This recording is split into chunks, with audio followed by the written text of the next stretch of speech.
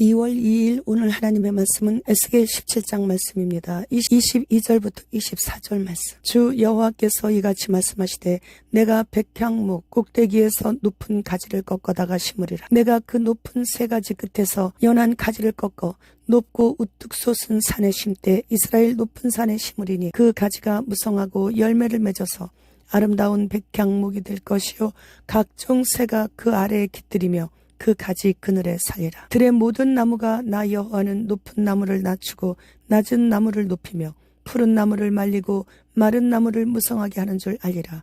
나 여호와는 말하고 이루느니라 하라. 본장은 시드기야 왕이 패망한 결정적인 원인은 하나님 대신에 이집트의 도움을 받기 위해 느부갓네살과의 언약을 저버린 것에 있었는데, 이것은 곧 여호와의 명령을 배반하여 하나님께 불순종함으로써 이스라엘 멸망이 가까웠음을 예고하는 내용입니다. 에스겔은 바벨론과 애굽의 강대국을 두 마리의 독수리를 비유로 유다 왕국을 포도나무로 백향목의 연한 가지의 비유를 통해 유다 왕국이 처해 있는 국제 정세를 밝히고 유다 왕국의 필연적인 멸망을 선포하고 있는 것이에요. 큰 날개와 긴 깃이 달리고 여러 색깔의 깃털을 가진 큰 독수리는 여러 나라를 정복하여 근동 지역 전체의 세력을 확장하여 강력하게 통치했던 당시 중근동 세계의 최대 강국인 바벨론의 왕 느부갓네살 2세를 상징하고, 또 날개가 크고 깃털이 많은 독수리는 유다 남쪽에 위치한 이집트의 바로 호브라로서 당시 유다 멸망 직전부터 멸망 이후까지 이집트를 다스렸고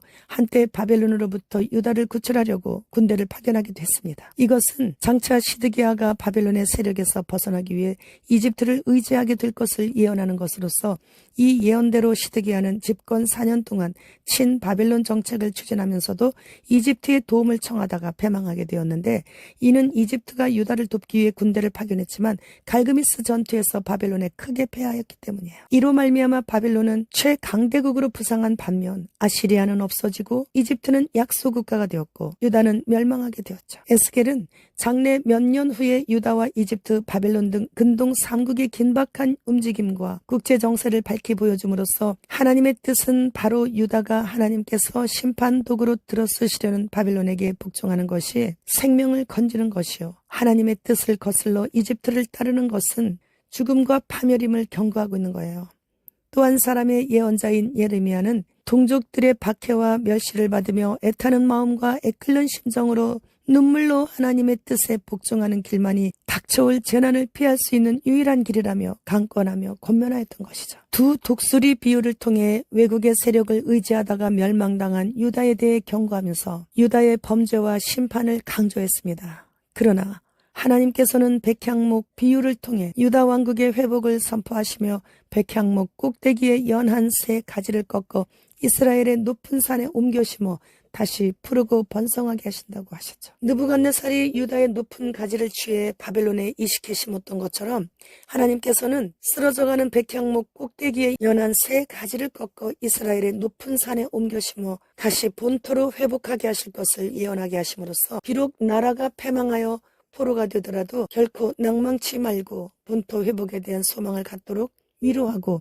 격려해 주시는 것입니다. 하나님께서 높이시면 낮출 자 없고 하나님께서 낮추시면 결코 사람은 높일 수 없습니다. 개역개정 성경을 보다 보면 참으로 개혁을 한 곳이 자주 눈에 띄어 화가 나서 그 다음 진도가 안 나가는 곳들을 종종 발견하게 되는데, 빌립보서 4장 13절 말씀, 내게 능력 주시는 자 안에서 내가 모든 것을 할 수 있느니라. 이 말씀을 어떤 성경에서는 내게 능력 주시는 분 안에서, 또 다른 성경에서는 내게 능력 주시는 그리스도 안에서, 이렇게 잘 번역했는데 현재까지 가장 마지막으로 개정한 개정 성경에서는 내게 능력 주시는 자, 즉 놈자를 사용하고 있는 거예요.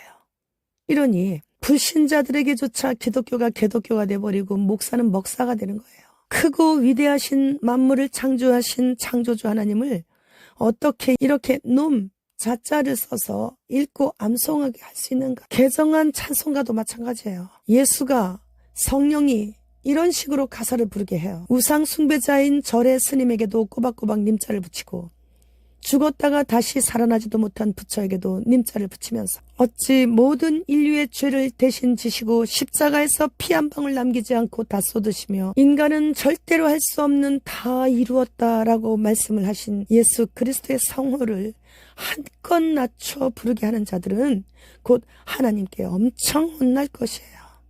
그리스도의 신부들은 성경을 읽다가 찬송을 부르다가 이렇게 주님을 저들이 낮춰놨을 때에는 스스로 박자가 틀려도 괜찮아요. 옳게 읽고 불러야 하는 것입니다.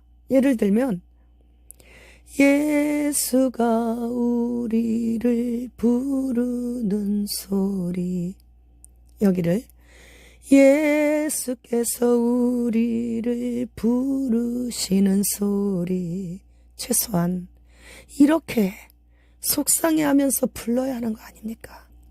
하나님은 인격체세요.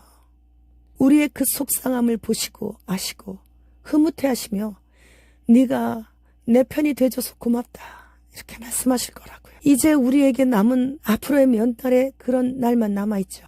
성부, 성자, 성령 하나님께 인간의 언어로 할 수 있는 최고의 극존칭을 이제부터라도 사용해야 합니다. 북한은 쥐도 새도 모르게 전쟁을 준비했다가 올 8월경에 남침을 할 것이라고 했다고 해요. 말은 8월이라고 하지만 우린 그들을 너무도 잘 알고 있어요. 6.25 때 무방비 상태로 있었던 주일 새벽에 그들은 쳐들어왔죠. 말은 8월이라고 하고 행동은 훨씬 전, 아무도 예상 못하는 때에 할 것이에요. 하마스가 이스라엘을 기습 공격한 것 같이 그렇게 할 것이라고 말이에요. 전쟁 징후를 알아차리게 되면 한미연합으로 선제 공격을 할 것이라고 하면서 수도 없이 많은 땅굴에서 전쟁 준비하고 밖으로 나오지 않고 그냥 거기서 거미줄처럼 연결된 땅굴을 통해 기습적으로 치겠다는 것이 아니겠습니까? 그리고 그 전쟁은 누가 이기고 지고 그럴 것도 없이 그냥 그렇게 각자의 자리로 다시 되돌아가게 되고 전쟁 직후 신실한 그리스도인들이 전 세계적으로 실종되는 사건으로 인해 각국의 정부에서는 혼란을 막기 위해서 세계 정부 지도자인 적그리스도에게 2024년 5월에 각국의 모든 권한을 위임한 후기 때문에 그가 모든 화면마다 도배를 하듯이 나타나 전 세계 모든 사람들에게 안전칩을 받게 하라고 각국 정부 수뇌부에 명령을 하달할 것이고 대환란은 시작된다고 송명희 시인의 책표에 나오죠. 주님 지금 오십니다. 주님 어서 오시옵소서. 마라나타.